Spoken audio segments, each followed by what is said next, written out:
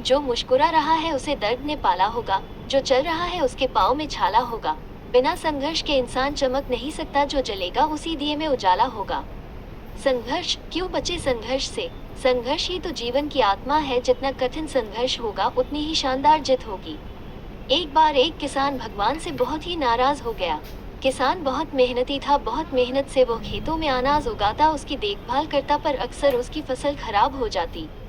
कभी सूखा पड़ जाता, कभी बाढ़ आ जाती, कभी तेज धूप, कभी आंधी, कोई न कोई कारण बन ही जाता कि उसकी फसल खराब हो जाती। एक दिन वो किसान गुस्से में आसमान की ओर देखकर भगवान से कहा, हे ईश्वर, आपको लोग सर्वज्ञता मानते हैं कि आप सब जानते हैं, कहते हैं कि आपके इच्छा के बिना एक भी पत्ता नहीं हिलता, पर मुझे तो लगता है कि आप छोटी सी छोटी बात भी नहीं जानते। आपको तो ये भी नहीं पता कि खेती बाड़ी कैसे करते हैं। अगर आप जानते होते तो हर समय जो बाढ़, आंधी और तूफान आते हैं वो कभी नहीं आते। आप नहीं जानते कि कितना नुकसान उठाना पड़ता है हम किसानों को। यदि आप मेरे हाथ में ये शक्ति दे दे कि जैसा मैं चाहूँ वैसा मैं मौज कर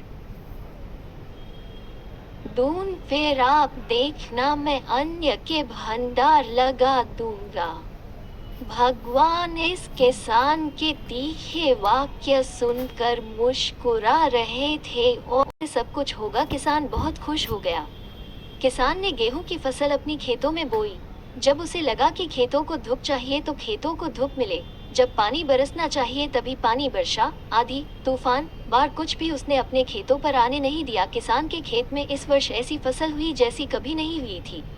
हरी भरी लहलहाती फसल। मन ही मन वो बहुत खुश हो गया और सोचने लगा, अब सबूत के साथ दिखाऊंगा भगवान को कि इसे कहते हैं शक्ति का सही उपयोग। मेरी सफलता देखकर उन्हें अपनी नियम जरूर बदलने पड़ेंगे।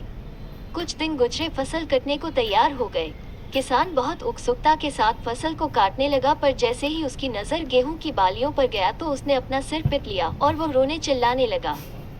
गेहूं की एक भी बाली के अंदर गेहूं का दाना नहीं था, सारी बालियां अंदर से खाली थी। किसान बहुत दुखी हो गया। उसने भगवान को रोते हुए फिर पुकारा, हे प्रभु, तुमने ये मेरे साथ क्या किया? क्या तुमने मुझे कोई सजा दी?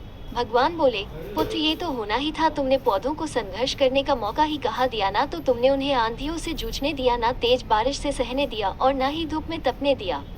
एक भी चुनौती का सामना तुमने उन्हें नहीं करने दिया, इसीलिए सारे पौधे अंदर से खोखले रह गए।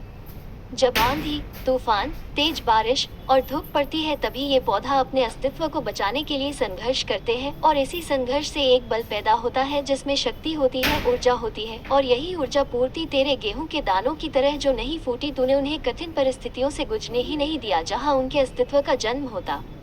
सारे बालियां इसीलिए खाली है, इसमें एक भी गेहूं का दाना इसलिए नहीं है क्योंकि तुमने अपने पौधों को संघर्ष कराया ही नहीं।